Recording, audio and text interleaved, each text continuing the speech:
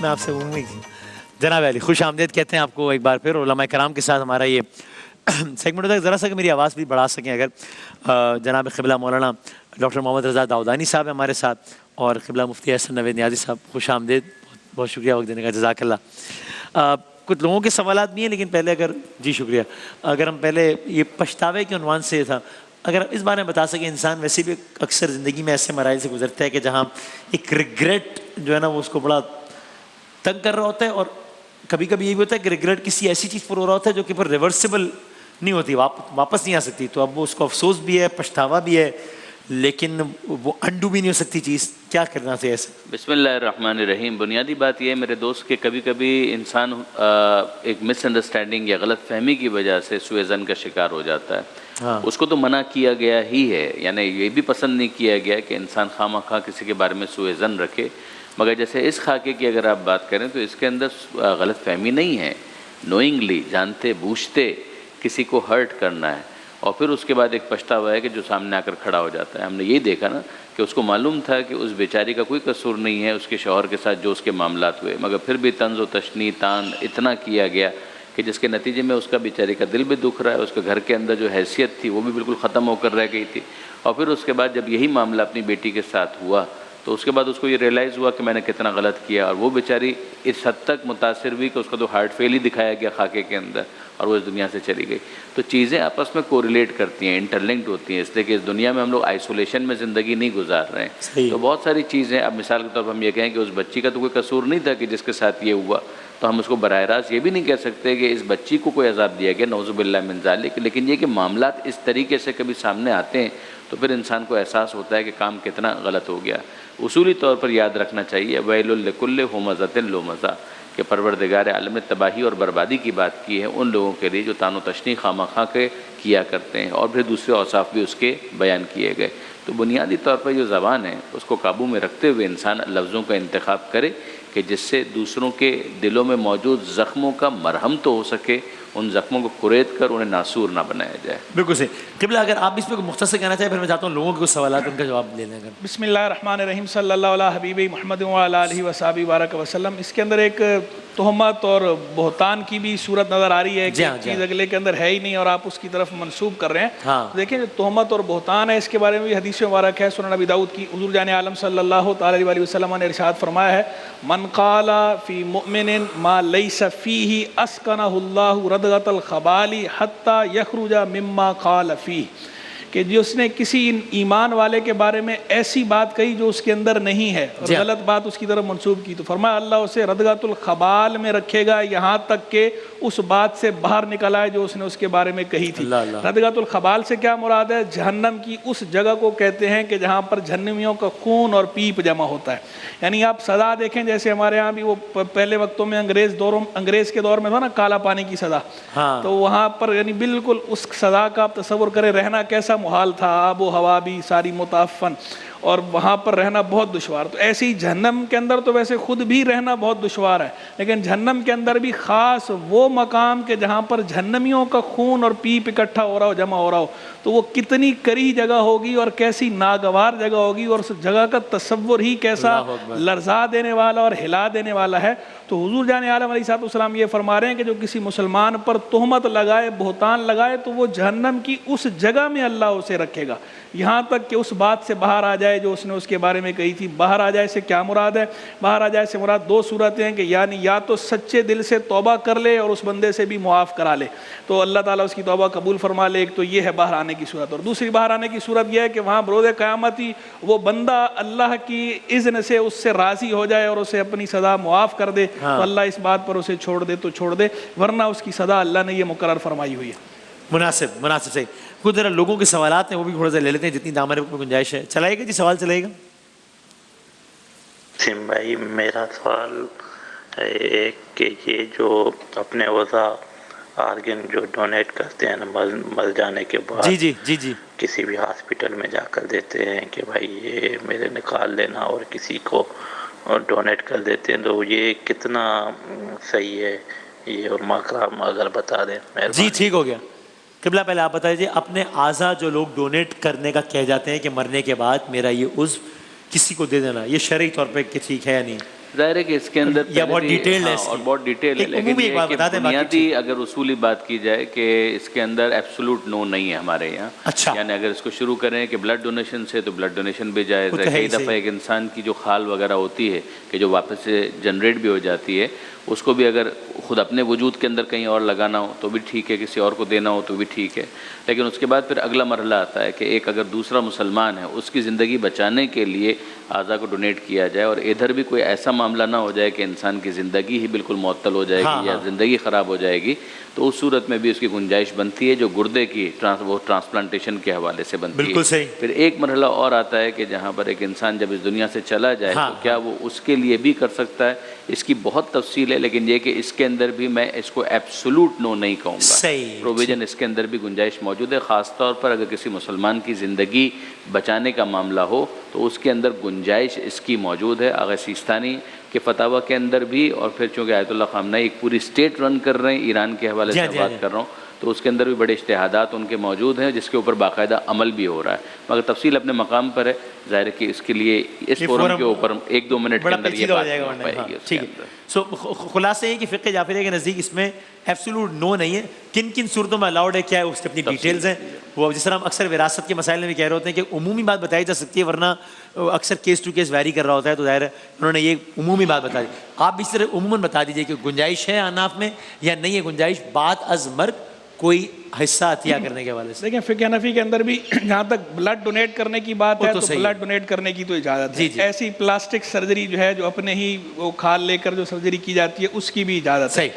اب آ جائیے ان اعضاء کی طرف کہ جن اعضاء پر زندگی کا مدار نہیں ہے، جیسے کہ آنکھ، ہاتھ، پاؤں، اس طرح کے اعضاء جو ہے یہ کسی کو ہمارے یہاں ڈونیٹ نہیں کر سکتے. اس کی اجازت نہیں ہے، نہ زندگی میں نہ بعد از مرگ. جب زندگی میں نہیں کر سکتے بعد از مرگ بھی نہیں کر سکتے. اور اس کی بنیادی وجہ یہ ہے کہ یہ اعضاء انسان کے پاس اللہ کی امانت ہیں، اور انسان کو اللہ تبارک و تعالیٰ نے یہ اختیار نہیں دیا کہ وہ اس میں یوں مالکانہ تصرف کر سکے.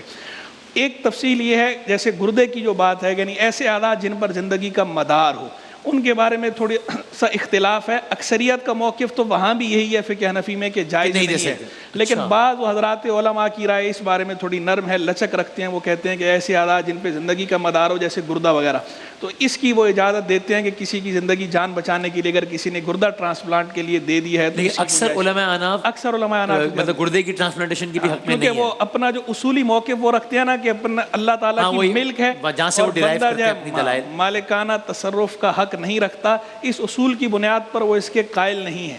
اور بعد از مرگ تو کسی بھی صورت میں الاؤڈ نہیں، بعد از مرگ بھی الاؤ نہیں ہے، کوئی ایکسیپشن کوئی اس میں ایگزمپشن نہیں ہے، استثناء نہیں ہے. باقی لیکن بعض علماء اس میں اپنی الگ رائے رکھتے ہیں، اکثریت کا بہرحال موقف وہی ہے کہ جائز نہیں. تو ظاہر اب فقہ جعفریہ کے جو علماء یا مجتہدین ہیں وہ کچھ اور دلائل سے اس کو اخذ کرتے ہیں تو ان کی یہ رائے ہے اور یہاں کچھ اور رائے ہے. ٹھیک، بالکل ٹھیک. یا جواب آ گیا، بالکل صحیح. اگلا سوال چلائے گا جی.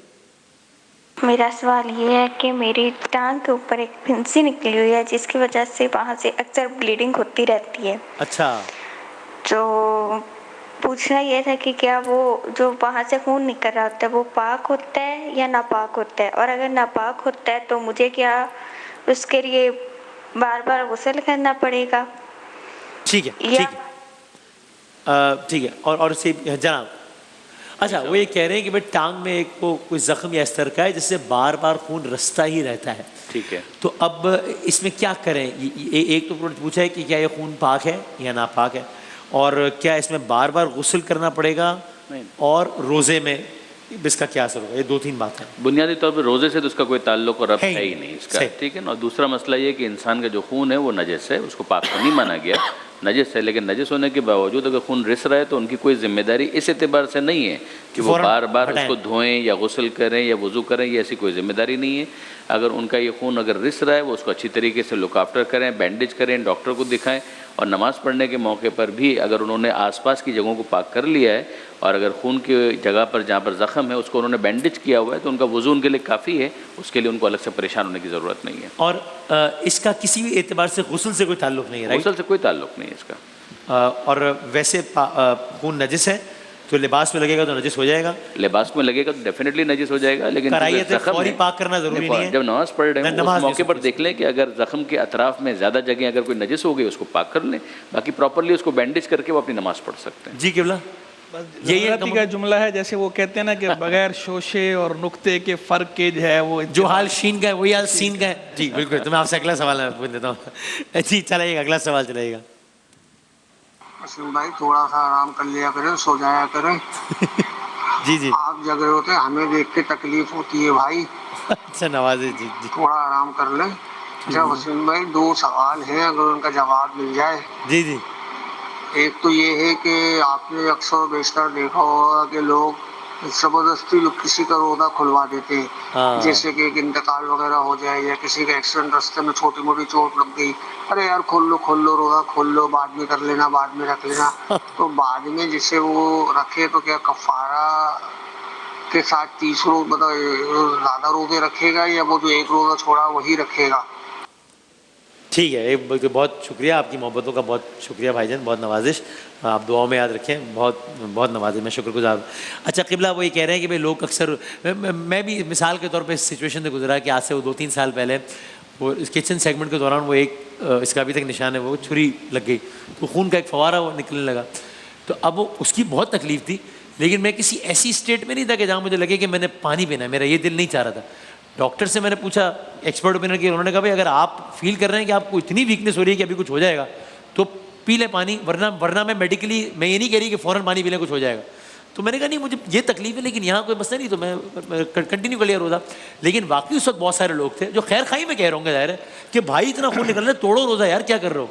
तो ये ऐसी सिचुएशन होती है कि मतलब बज़ाहिर कोई चीज़ होती है, लोग कहते हैं यार तोड़ दो रोज़ा, तो ऐसे में तोड़ देना चाहिए या नहीं तोड़ना चाहिए? देखिए बात यह है कि रोज़े के मामले में, या रोज़ा हो या कोई भी इबादत हो, इबादत के मामले में भी थोड़ा हसास होना चाहिए। हाँ, सही। यानी एक तो पहली तलकीन तो हम उन लोगों को करेंगे कि जो किसी को जब इस तरह मुसीबत में देखते हैं तो फ़ौरन जो पहली बात कहते हैं ना रोज़ा तोड़ दो, तो ये ना कहा करें, आप पहले अगले की सिचुएशन समझा करें। खैर खाही का ये मतलब नहीं है कि बस उनसे हम डायरेक्ट इबादत बातिल करने की तरफ माइल करना शुरू कर दें, जबकि अगले में हिम्मत भी हो तो पहले हम उसको दीगर जो चीज़ें ज़रूरी एहतियाती तदाबीर हैं, प्रिकॉशंस हैं, वो हम ले लें, फर्स्ट एड जो है वो लें। उसके बाद देखें कि अगर वाकई मरीज़ की कंडीशन ऐसी है कि रोज़ा जो है वो नहीं बर्दाश्त कर पाएगा, रोज़ा तो उसके लिए ज़रर है, रसां है, तो ठीक है, ऐसी सूरत में तो आप उसे कह सकते हैं। और अगर जब आप खुद कह रहे हैं कि डॉक्टर्स जो एक्सपर्ट ओपिनियन है वो भी ये है कि भाई कोई ज़रूरी नहीं है, डॉक्टर ने मुझे कहा आप डिसाइड करें, आपको लग रहा है कि आप बेहोश हो जाएंगे, कुछ हो जाए, कमजोरी हो जाएगी तो पी ले पानी, मैनेज करते हैं तो कर ले। मुद्दई सुस्त गवाह चुस्त वाला मामला ना हो ना कि जिसके साथ प्रॉब्लम है वो भी कह रहे नहीं ठीक है मुझे कोई इशू नहीं है,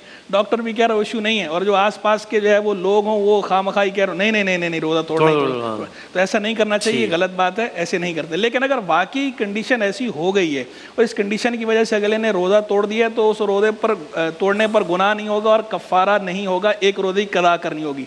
लेकिन अगर ऐसे उसने तोड़ा कि तोड़ने की हाजत नहीं थी लेकिन लोगों ने प्रेशराइज ऐसा किया और उसको उस वक्त समझ नहीं आई और ना समझी में उसने ऐसा रोज़ा तोड़ दिया, ऐसा भी हो जाता है। तो ऐसी सूरत में तौबा कर ले और कज़ा भी होगी, लेकिन कफ़ारा इस सूरत में भी नहीं होगा कि जिनायत कामिल नहीं है। कफ़ारा लाज़िम होने के लिए जिनायत का ताम होना भी ज़रूरी है। तो यानी यहाँ पर वो मासियत इलाही का कस्द नहीं रखता, बल्कि वो सिचुएशन ऐसी बन गई है कि वो तकलीफ में आगे प्रेशर में होता है, पजल हो जाता है, बाद औक़ात हवास काम नहीं करते, आसाब सही मुतासिर होते हैं उस वक्त, तो बंदे को समझ नहीं आ रही होती। और लोग जब बहुत ज़्यादा इससे जमघटा लगा के सारे बोले ना कर दो तो इंसान उस वक्त वाकई बहुत ज़्यादा पजल हो जाता है। तो ऐसी सूरत में चूंकि जो है वो कस्द नहीं पाया जा रहा मासियत इलाही का, जिनायत ताम नहीं है, तो इसलिए कफ़ारा तो नहीं होगा लेकिन कज़ा बहरहाल करनी पड़ेगी और अल्लाह तबारक व तआला से तौबा भी कर ले। बहुत मुनासिब। चलो तशख़ीसुल मौज़ू बियदिल मुकल्लफ़, कई मकामात पर यह होता है कि जो डायग्नोस करना होता है वो खुद इंसान ने करना होता है कि मेरी इस वक्त क्या सिचुएशन है, मैं किस मरहले पर हूँ। उसमें ज़ाहिर एक्सपर्ट ओपिनियन भी उसको हेल्प आउट कर सकता है, लेकिन फ़ैसला उसने खुद करना होता है। और आप बिल्कुल मुफ्ती साहब ने दुरुस्त फरमाया, कई मरतबा लोगों के कहने की वजह से इंसान पजल हो जाता है। तो कफ़ारा तो मैं भी इसके अंदर नहीं कहूँगा कि कोई कफ़ारा है, लेकिन ये कि बहरहाल अगर उसकी अपनी ऐसी पोजीशन नहीं थी और ऐसी कोई ख्वाहिश नहीं थी और ना ही कोई ऐसी ज़रूरत थी और बिल्कुल बहरहाल उस वक्त पजल हो गया, सिचुएशन हो गया तो ठीक कज़ा करना काफ़ी होगा और तौबा करना काफ़ी होगा। अगर सिचुएशन ये हो कि इंसान खुद ये फील कर रहा हो कि मैं मैनेज कर लूँगा, लेकिन एक्सपर्ट ओपिनियन ये आ रही हो, मिसाल के तौर पर इन दैट केस अगर डॉक्टर ये कह रहा होता मुझे कि नहीं भाई आपको भी लग रहा है कि आप ठीक है लेकिन ये बहुत ब्लीडिंग हो गई, ये मसला हो जाएगा, आप पी लें पानी और दवा ले लें अभी, तो उस सिचुएशन में क्या करना चाहिए कि आपने कहा ना कि मुकल्लफ खुद बंदा खुद डिसाइड करे, بندے کو لگ رہا ہے آئی ایم گڈ, لیکن جو ایکسپرٹ اوپینین ہے وہ کہہ رہا ہے کہ نہیں یہ آپ کے لیے پرابلم کر جائے گا, آپ پی لیں پانی. ایکسپرٹ اوپینین بہت میٹر کرتا ہے, لیکن یہ کہ بہرحال رائے اس کو خود قائم کرنی ہے. اس کے اندر یہ ایک انٹرسٹنگ بات ہے کہ کئی مرتبہ ایسا ہوتا ہے کہ ہم ایکسپرٹ اوپینین کے اوپر ہی, جیسے آپریشن کروانا ضروری ہے یا نہیں ضروری ہے, ڈاکٹر طے کرے گا. ہاں, لیکن اس مرحلے کے اندر روزے کے حوالے سے آخری جو فائنل کال ہے, یہ فائنل ججمنٹ جو ہے وہ اس مکلف کی ہے کہ وہ اگر اس حوالے سے یہ دیکھتا ہے, یا تو ڈاکٹر یہ کہہ دے گا نہیں تو اب تو مر جائیں گے آپ کا, بالکل یہ بالکل ایکسٹریم اس کے بعد.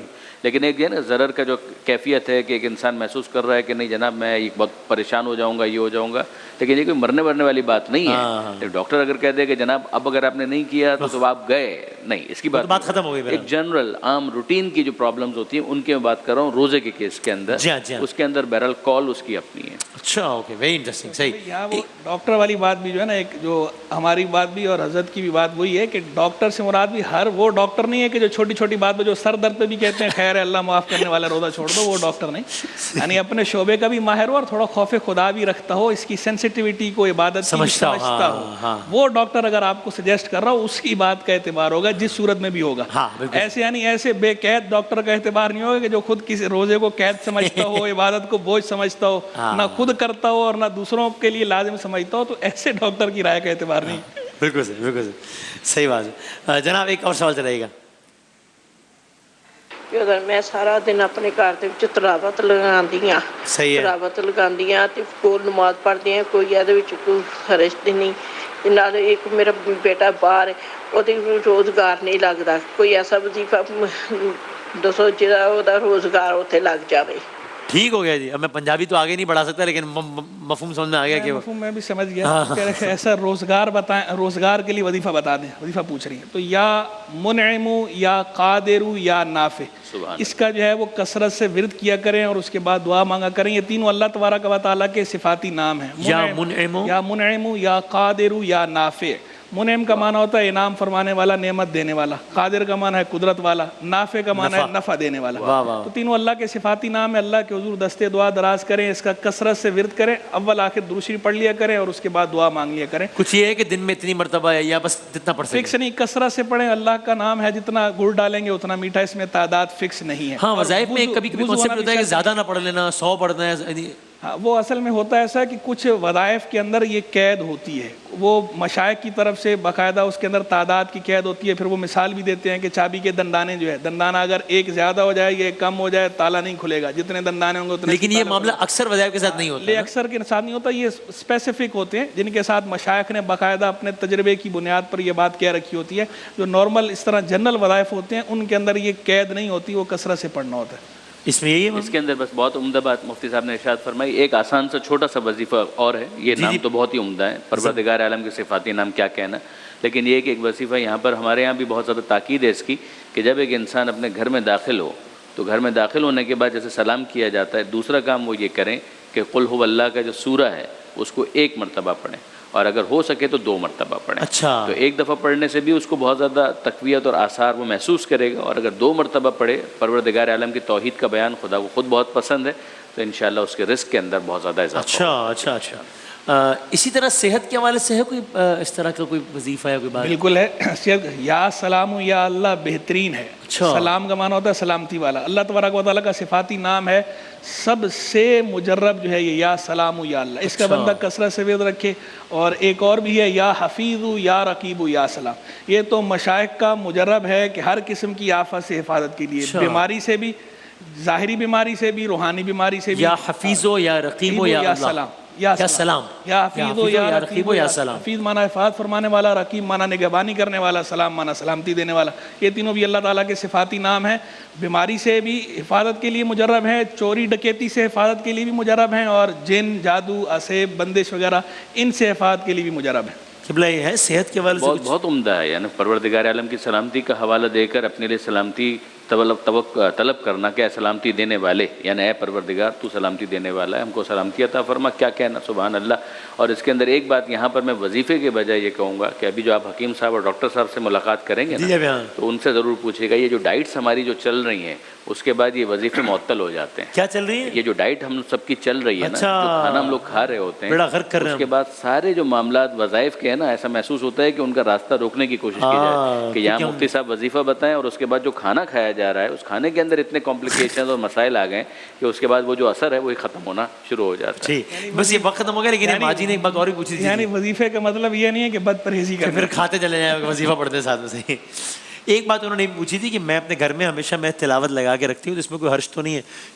شاید اس عنوان سے پوچھ رہے ہوں کہ لوگ کہتے ہوں گے کہ بے حرمتی ہو رہی ہے, ہر وقت لگی ہوئی تلاوت کام کر, شاید بیک گراؤنڈ کے ذہن میں پوچھا انہوں نے کہ ہر وقت تلاوت لگی ہوتی ہے, کوئی حرج تو نہیں ہے؟ اگر تو ایسا ہے کہ مثال کے طور پر مسلسل باہر آواز جا رہی ہے جس کی وجہ سے پڑوسیوں وغیرہ کو کوئی اذیت ہو رہی ہے تو ایک الگ معاملہ ہے کہ ٹھیک ہے نا, کہ بہرحال اگر وہ مثال کے ان کے روٹین کے جو معاملات ہیں ان میں خلل پڑ رہا ہے تو اس پر ہم کوئی تبصرہ نہیں کریں گے. لیکن یہ کہ بہرحال اگر ایسا نہیں ہے اور ایک انسان کی خواہش یہ ہے کہ ایک بڑا عرصہ گھر کے اندر ایسا ہو, مدت ہو کہ جس کے اندر قرآن مجید کی آواز آ رہی ہو, کسی خوش الحان قاری کی آواز میں سورہ فاتحہ سورہ بقرہ چل رہا ہے, تو کتنی اچھی بات ہے. اپنے گھروں کو منور کرو قرآن مجید کی آواز سے, تو بہت تاکید کی گئی.